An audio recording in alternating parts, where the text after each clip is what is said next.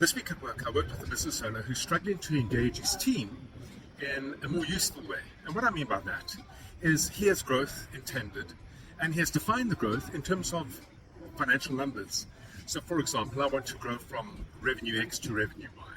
And he is frustrated beyond belief that his team are not engaging with this, as he calls it, an opportunity for the betterment of their lives, their work, their opportunities within the business. Naturally, as the business grows, so too will the opportunities grow.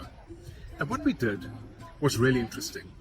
In effect, we removed all the financial metrics and we started to look at what products are offered.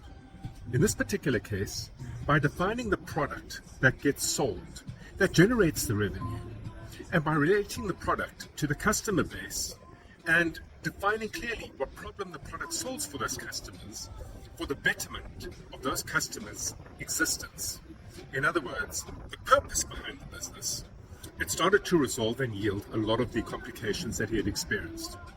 We knew, for example, that for every product sold, it generated a unit of revenue, let's call it X.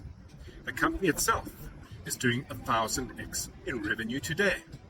And with the forecast set ahead, we defined it in the number of units that need to be sold to hit that financial forecast.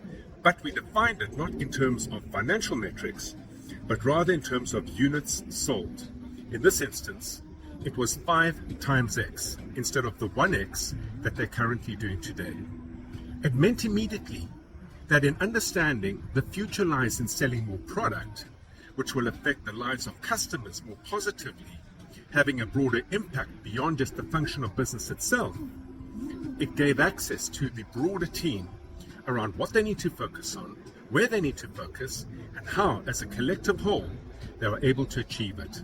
Productizing your numbers makes far more sense when it comes to your team engagement than simple financial metrics. Until next week at work, have an entrepreneurial day.